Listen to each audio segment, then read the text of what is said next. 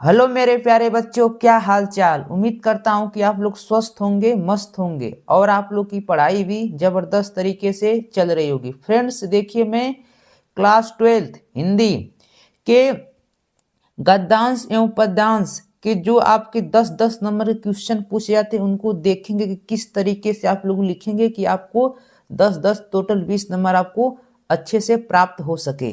तो देखिए, आप लोग को पता रहना चाहिए इसमें जो होता है कि गद्यांश एवं पद्यांश से आपके जो होते हैं 10-10 नंबर के क्या आते हैं, क्वेश्चन आते हैं। मतलब जो आपका गद्यांश है उससे 5 क्वेश्चन पूछा जाता है, 10 नंबर का होता है। और पद्यांश और गद्यांश से जो होता है उससे 5 नंबर का जो 5 मतलब क्वेश्चन पूछा जाता है 10 नंबर का होता है। ठीक है, तो आज हम लोग आपके 20 नंबर देखेंगे कि 20 नंबर आप लोग किस तरीके से लिखेंगे कि आपको 20 नंबर टोटल मिल जाए।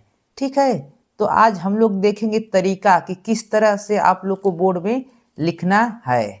ठीक, तो जरा देखिए इसमें जो आपका पहला गद्यांश है उसमें देखते हैं क्या दिया गया। जरा देखिए क्या कह रहा है कि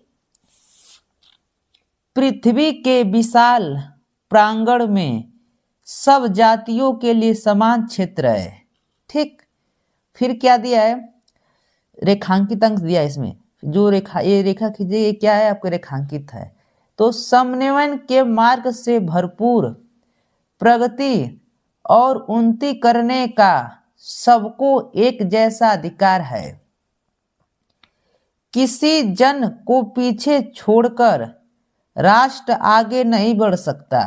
ठीक है, किसी भी जन मतलब किसी भी लोग को छोड़कर राष्ट्र आगे नहीं बढ़ सकता है। ठीक है, अच्छे से पढ़ लेंगे। फिर क्या करा है, इसलिए राष्ट्र के प्रत्येक अंग की सुध हमें लेनी चाहिए। इसलिए राष्ट्र के प्रत्येक अंग की हमें सुध क्या करनी चाहिए, लेनी चाहिए। राष्ट्र के शरीर के एक में यदि अंधकार और निर्बलता का निवास है, और एक भी लोग में अगर अंधकार और निर्बलता का क्या है, निवास है, तो समग्र राष्ट्र का स्वास्थ्य उतने अंश से असमर्थ रहेगा। मतलब किसी भी एक लोग अगर अच्छे से नहीं है तो उतने से राष्ट्र क्या रहेगा, असमर्थ रहेगा। इसको क्या करेंगे आप लोग, बहुत ही अच्छे तरीके से क्या करेंगे, एक बार पढ़ लेंगे। एक बार अच्छे तरीके से पढ़ लेते हैं तो जो इसमें कि 5 क्वेश्चन होते हैं, पांचों के पांचों क्वेश्चन आप लोग आसान तरीके से क्या कर सकते हैं, कर सकते हैं। ठीक है, तो क्वेश्चन आपके कैसे पूछे जाएंगे उनको हम जरा देखते हैं। क्वेश्चन आपके ऐसे हैं, जरा देखिए क्वेश्चन क्या है आपके। पहला क्वेश्चन है आपका कि पाठ का शीर्षक एवं लेखक का नाम लिखिए। ठीक, अगर ये आपको नहीं याद है तो मान लीजिए छूट जाएगा, लेकिन ये 4 क्वेश्चन आप लोग क्या कर सकते हैं, इसको पढ़कर आप लोग कर सकते हैं इसमें से। ठीक है, तो आप लोग को ये भी याद रहना चाहिए। ठीक, पहला क्वेश्चन, दूसरा क्वेश्चन क्या है कि राष्ट्र के प्रत्येक अंग की सुध हमें क्यों लेनी चाहिए, क्यों नहीं लेना चाहिए। ठीक, दूसरा का है, तीसरा क्वेश्चन कि रेखांकित अंश की व्याख्या कीजिए। जो इसमें रेखांकित अंश दिख रहा है, जिसमें रेखा खींची की, उसकी क्या करना है, आपको व्याख्या करना है अपने शब्दों में। ठीक है, अगला क्वेश्चन क्या है कि राष्ट्र किसे पीछे छोड़कर आगे नहीं बढ़ सकता। राष्ट्र किसे पीछे छोड़कर आगे नहीं बढ़ सकता, दूसरा क्वेश्चन है। तीसरा क्वेश्चन क्या है, जरा पांचवा कि समन्वयन के मार्ग से प्राप्त हो सकता है, क्या प्राप्त हो सकता है। ठीक है, इन सारे के आंसर आपको क्या करने हैं, लिखने हैं। ठीक है, तो आंसर कैसे लिखेंगे जरा देखते हैं आंसर लिखने का तरीका। तो आंसर लिखने का तरीका आपको क्या रहना चाहिए, पता रहना चाहिए। तो आंसर लिखने का तरीका क्या है उसको हम लोग क्या करते हैं, देखते हैं। तो पहला क्वेश्चन आपका क्या पूछा गया था कि पाठ का शीर्षक एवं लेखक का नाम। ठीक, क्या पूछा गया था, पाठ के शीर्षक एवं लेखक का नाम। तो इसको हल करना है। ठीक, तो इसको कैसे लिखेंगे आपको पता रहना चाहिए। ठीक, तो इसको नंबर 1 डालेंगे ऐसे।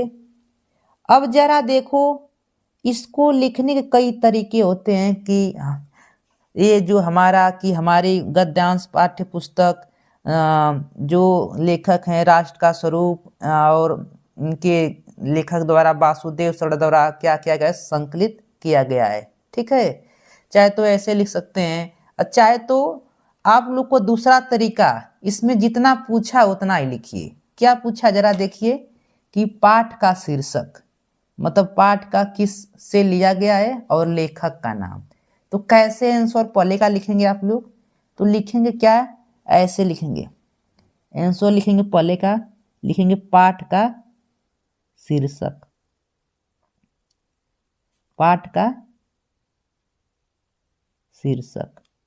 पाठ का शीर्षक लिखने के बाद आंसर में क्या लिखेंगे कि क्या लिखेंगे आंसर में, राष्ट्र का स्वरूप। क्या होगा, राष्ट्र का स्वरूप। ठीक, आसान है ना, ऐसे लिखेंगे। ठीक, फिर क्या पूछा है, लेखक का नाम, तो लेखक का नाम लिखेंगे यहां पर। आगे क्या लिखेंगे, लेखक का नाम। तो लेखक का नाम क्या है उसको लिख देते हैं। तो लेखक का नाम क्या है, डॉक्टर वासुदेव, डॉक्टर वासुदेव सरड़ अग्रवाल, डॉक्टर वासुदेव सरड़ अग्रवाल। ठीक, ये आपका क्या करेंगे, लेखक का नाम ऐसे। फिर अगला क्वेश्चन क्या है, पहला क्वेश्चन इस तरह आप लोग क्या करेंगे, अच्छे से लिख देंगे। दूसरा क्वेश्चन जरा देखिए क्या दिया है, कि दूसरा क्वेश्चन दिया है आपसे जो स्क्रीन पर दिख रहा है, जरा देखिए क्या दिया है कि राष्ट्र के प्रत्येक अंग की सुध हमें क्यों नहीं लेनी चाहिए। तो क्यों नहीं लेनी चाहिए, इसका आंसर कहां से आप लोग ढूंढेंगे, इसमें से। ठीक, तो जरा देखिए क्या है, यहां से देखिए कि किसी जन को पीछे छोड़कर, ठीक, नहीं तो यहां से लिख सकते हैं किसी भी जन को पीछे छोड़कर, या तो ऐसे यहां से लिख सकते हैं तो अच्छा रहेगा। देखिए क्या लिखेंगे, कहां से, यहां से, कि क्या लिखेंगे कि राष्ट्र के प्रत्येक अंग की सुध हमें लेनी चाहिए। ठीक है,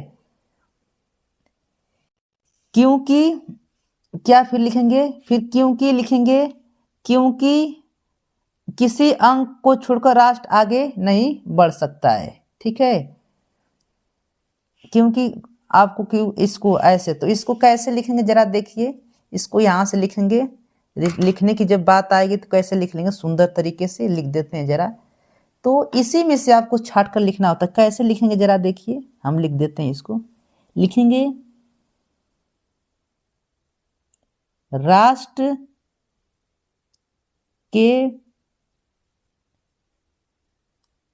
प्रत्येक अंग की सुध हमें लेनी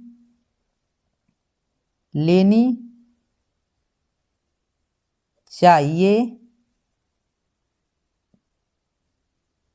क्योंकि किसी अंग को छोड़कर, किसी अंग को छोड़कर राष्ट्र आगे नहीं बढ़ सकता, आगे नहीं बढ़ सकता है, ऐसे लिख देंगे। ठीक, क्या क्वेश्चन था उसको जरा देख लीजिए कि राष्ट्र के प्रत्येक अंग की सुध क्यों नहीं लेनी चाहिए। तो लिखेंगे राष्ट्र के प्रत्येक अंग की सुध हमें लेनी चाहिए क्योंकि किसी अंग को राष्ट्र आगे नहीं छोड़कर आगे बढ़ सकता है। ठीक है, ऐसे लिख देंगे। ठीक, तो आप लोग जान गए ना इसमें से उत्तर कैसे लिखेंगे।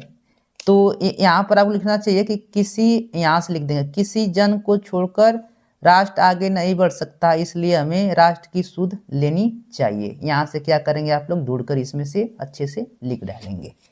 अगला क्वेश्चन जरा देखिए, अगला क्वेश्चन क्या करा है कि रेखांकित अंश की व्याख्या कीजिए। तो रेखांकित अंश क्या, उसमें उसके क्या करना है, आपको व्याख्या करना है। तो रेखांकित अंश क्या है इसमें जरा देखिए कि समन्वयन के मार्ग से भरपूर प्रगति और उन्नति करने का सबको एक जैसा अधिकार है। सबको जैसा एक जैसा क्या है, अधिकार है।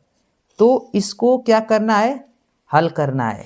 तो इसको कैसे हल करेंगे उसको हम लोग जरा देखते हैं। तो कैसे लिखेंगे, इसको लिखने का तरीका पता रहना। तो चलिए देखिए क्या कह रहा था कि अगला क्वेश्चन कि रेखांकित अंश की व्याख्या। तो रेखांकित अंश को पढ़ते हैं, समन्वयन के मार्ग से भरपूर प्रगति और उन्नति करने को सबको एक जैसा अधिकार। इसको अपने शब्दों में लिखना है। तो देखिए इसको कैसे लिखेंगे जरा देखिए कि लेखक का कहना है कि पृथ्वी पर रहने वाली सभी जातियां समान हैं। समन्वयन के रास्ते पर चलकर सभी जातियों को अपनी उन्नति एवं प्रगति के लिए समान अधिकार प्राप्त है। कोई भी जाति हो और जातियां हो, उनको उन्नति और प्रगति के लिए समान अधिकार दिया गया है। ठीक है, इसको ऐसे अपने शब्दों में क्या करेंगे, लिख डालेंगे। चलिए तो अगला क्वेश्चन जो इसका है उसको देखते हैं। 4th नंबर क्वेश्चन आपका क्या है। 4th नंबर क्वेश्चन क्या करा है कि राष्ट्र किसे पीछे छोड़कर आगे नहीं बढ़ सकता।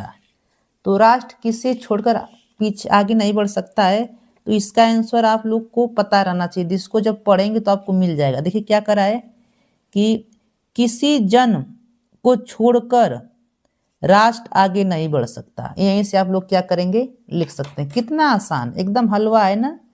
तो इसको यदि ग्राफ को अच्छे से पढ़ लेते हैं तो सारा उत्तर क्या करेंगे, उसी में से आप लोग छाप डालेंगे।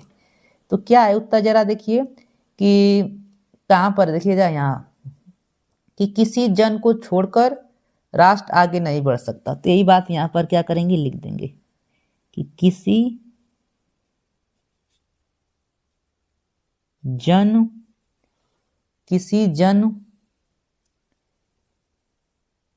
को छोड़, किसी जन को यहाँ पर पीछे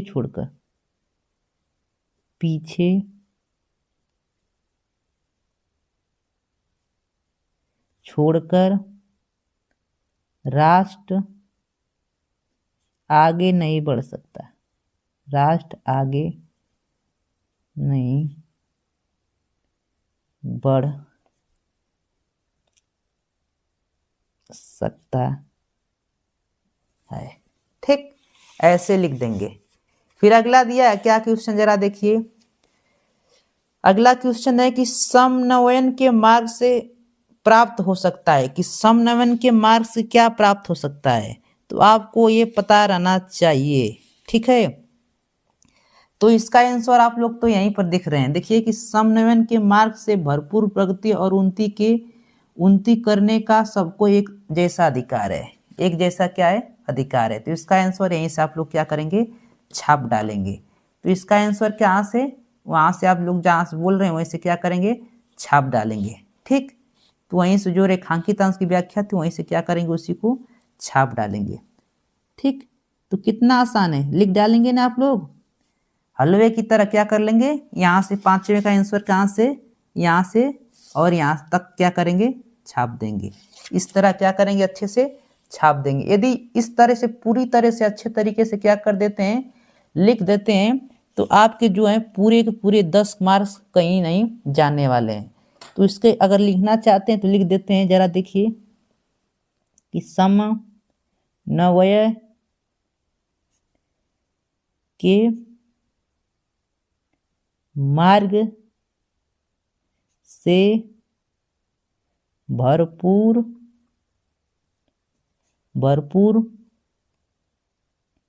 प्रगति और उन्नति करने का सबको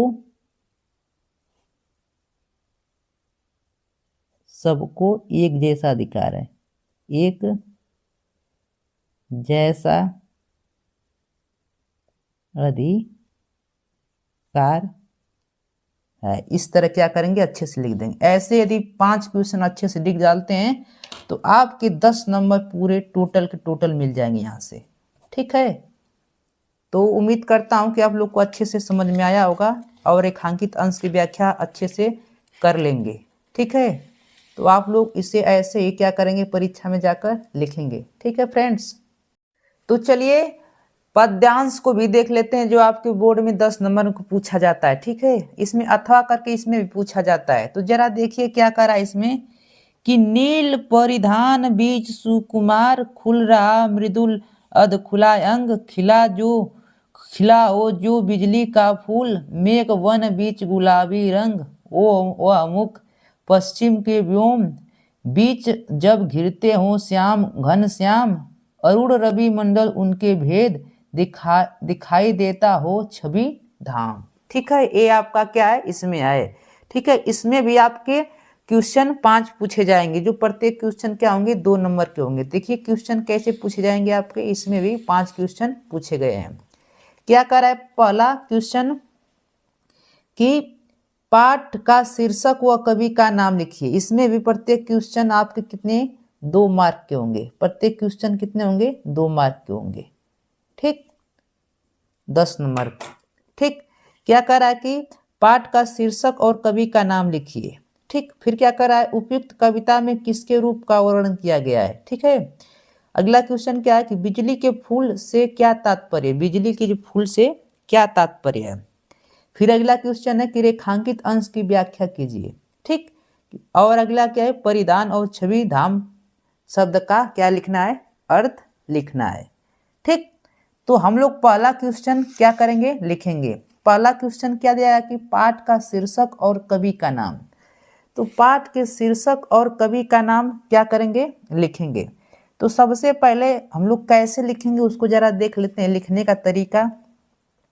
पहले ऐसे लिख लेंगे कि शुरुआत कहाँ से होती है, ऐसे इस पैराग्राफ की शुरुआत कैसे हो रही है, नील परिधान से।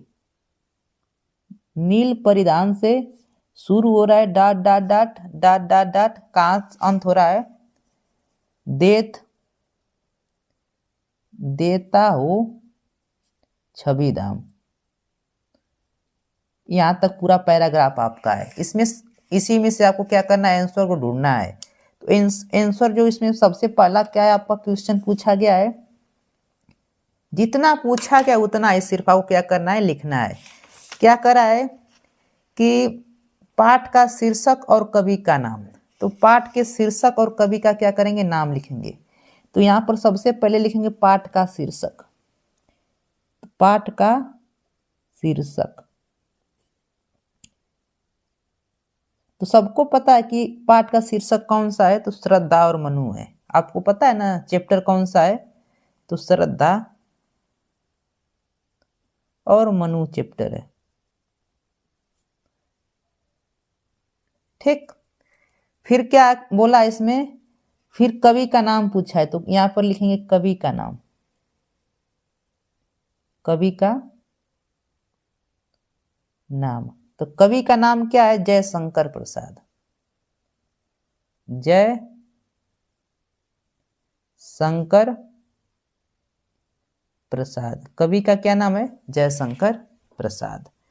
ठीक, अगला क्वेश्चन जरा देखिए क्या करा है कि उपरोक्त कविता में किसके रूप का वर्णन किया गया है। जरा देखिए उपरोक्त कविता में किसके वर्णन किया गया है। बोल रहा है कि नील परिधान, मतलब नीले कलर का मतलब वस्त्र है, बीच सुकुमार मतलब जो आपका बालक है। ठीक है, खुला मृदुल अध खुला अंग। ठीक है, तो उसमें स्त्री के बारे में वर्णन किया गया कि उनका जो मृदुल, जो उनका आधा खुला शरीर दिख रहा है, साड़ी पहनने के बाद आधा शरीर जो दिखता है ना, उनके शरीर का क्या किया जाएगा, वर्णन किया गया है। ठीक है, स्त्री के शरीर का वर्णन किया गया है। खुला हो जो ये बिजली के फूल, खुला हुआ शरीर कैसे लग रहा है, बहुत ही सुंदर लग रहा है। ठीक है, मेघ वन बीच गुलाबी रंग, मेघ के जैसे बीच में गुलाबी रंग होता है। ठीक है, उसके जैसा। तो इसमें किसके बाद का वर्णन किया गया है, तो जो श्रद्धा जी हैं उनके बारे में बताया गया, उनके शरीर के बारे में क्या क्या क्या बताया गया। तो लिखेंगे क्या, सेकेंड का आंसर यहाँ पर लिखेंगे सेकेंड। किसके शरीर के बारे में वर्णन किया गया, तो लिखेंगे क्या लिखेंगे आंसर में, लिखेंगे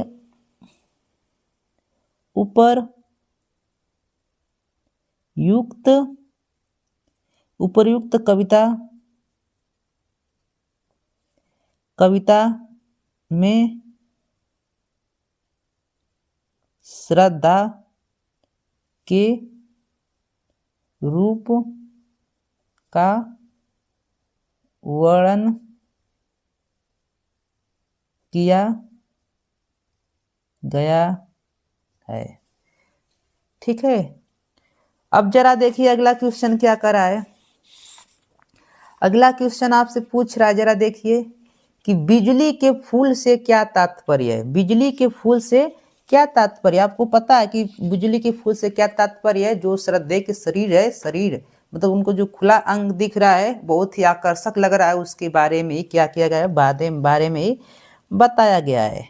ठीक है, तो क्या लिखेंगे जरा,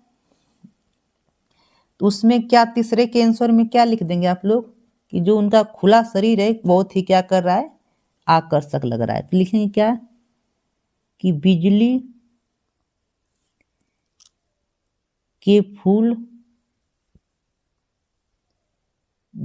के फूल का तात्पर्य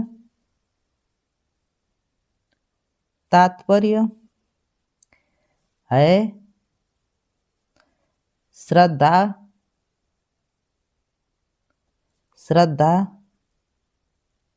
का आकर्षक शरीर,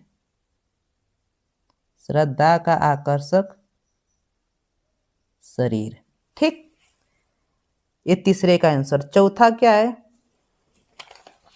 चौथा बोल रहा है कि रेखांकित अंश की व्याख्या कीजिए। ठीक, तो रेखांकित अंश क्या है उसकी व्याख्या करना है। क्या कह रहा है कि मेघ वन बीच गुलाबी रंग। ठीक है, उनका शरीर कैसे लग रहा है, जैसे मेघ के बीच में गुलाबी रंग लगता है वैसे लग रहा है। ठीक है, तो इसी के बारे में क्या करना है, लिखना है। तो लिखेंगे कैसे, लिखेंगे ऐसे कि मेष चर्म को धारण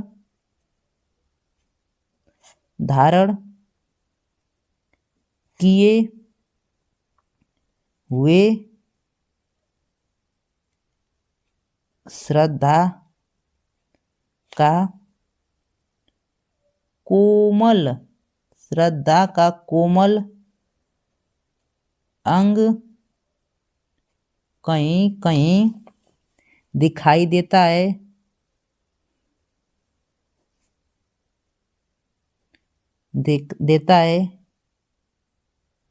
उन्हें देखकर ऐसा लगता है जैसे, ऐसे लिखेंगे पूरी तरह से आपके नंबर मिलेंगे, जैसे नीले बादलों के वन में गुलाबी रंग का बिजली का फूल खिलाओ, बिजली का फूल खिलाओ। ठीक है, ऐसे लग रहा हो। ठीक है, तो ऐसे क्या करेंगे, ऐसे सुंदर तरीके से क्या करेंगे, आकर्षक की तरह लिख देंगे। फिर अगला क्वेश्चन जरा देखिए क्या कर रहा है कि परिधान और छविधाम का क्या अर्थ है। ठीक, तो ऐसे क्या करेंगे, सुंदर तरीके से अच्छे से लिख देंगे उसका आंसर। और फिर अगला लास्ट क्या है आंसर, देखिए कि परिधान का अर्थ क्या होता है। तो परिधान का जो अर्थ होता है वो क्या होता है, सुंदर वस्त्र। क्या होता है, सुंदर वस्त्र। और छविधाम का अर्थ क्या होता है, तो छविधाम का जो अर्थ होता है सौंदर्य का घर, सौंदर्य का घर। ठीक, ऐसे यदि लिखते हैं तो आपको पूरे के पूरे नंबर दिए जाएंगे फ्रेंड्स। ठीक है, तो फ्रेंड्स उम्मीद करता हूँ कि ये वीडियो आपके लिए बहुत हेल्पफुल होगी। वीडियो अच्छी लगी हो तो चैनल को लाइक एंड सब्सक्राइब कीजिए और अपने प्यारे दोस्तों को शेयर कीजिए। Love you, take care friends.